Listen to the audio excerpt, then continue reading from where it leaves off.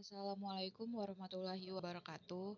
Perkenalkan, saya Rahayu Trilestari dengan NPM 2022 520040 dengan prodi akuntansi. Di sini saya akan menjelaskan tentang kepailitan.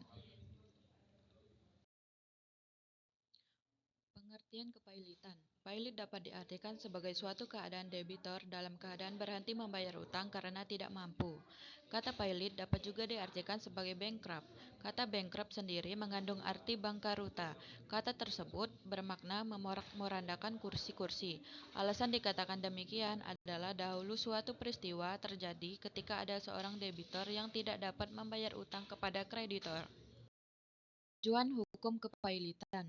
Hukum kepailitan kan minta untuk tujuan mulia, bahwa tujuan hukum kepailitan sebenarnya bukan suatu berusaha bersama antara kreditor dan debitur untuk mendapatkan pembayaran bagi semua kreditor secara adil dan proporsional sesuai dengan peraturan yang sudah ada dan ditetapkan. Fungsi hukum kepailitan. Peraturan perundang-undangan kepailitan berfungsi untuk melindungi kepentingan pihak-pihak terkait dalam hal ini kreditor dan debitur atau juga masyarakat. Kepailitan menyebutkan beberapa faktor perlunya pengaturan mengenai kepailitan dan penundaan kewajiban pembayaran hutang.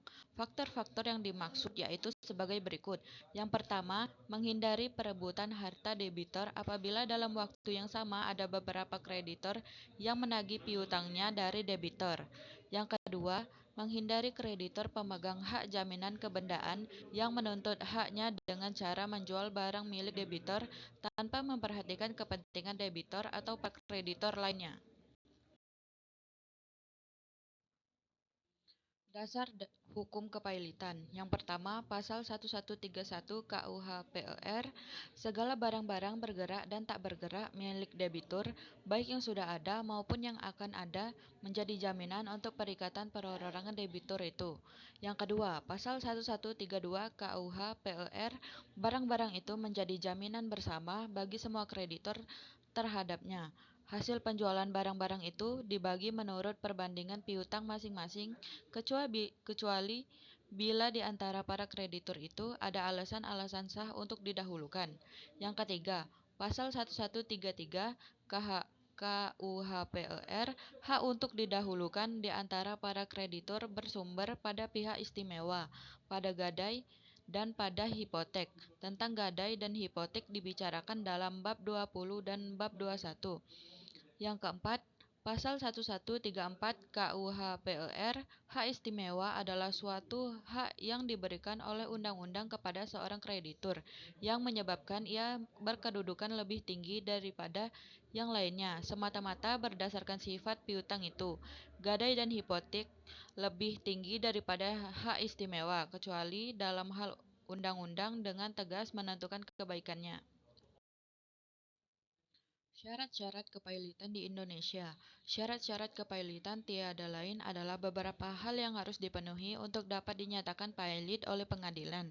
Syarat persyaratan pailit ini pertama kali dimuat dalam Valismen Verodeming, disingkat jadi FV, yang kemudian direvisi dalam UU Kepailitan. Pasal 1 FV menyatakan bahwa setiap berutang yang berada dalam keadaan berhenti membayar utang-utangnya dengan putusan hakim, baik atas pelaporan sendiri, baik atas permintaan seorang atau lebih para berpiutangnya dinyatakan dalam keadaan pailit.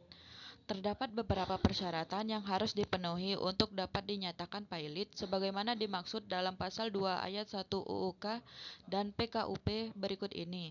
Debitur yang mempunyai dua atau lebih kreditor dan tidak membayar lunas sedikitnya satu utangnya yang telah jatuh waktu dan dapat ditagih, dinyatakan pailit dengan putusan pengadilan baik atas permohonannya sendiri maupun atas permohonan suatu atau lebih kreditornya. Sekian dari presentasi saya. Jika ada kata yang salah, saya meminta maaf. Wassalamualaikum warahmatullahi wabarakatuh.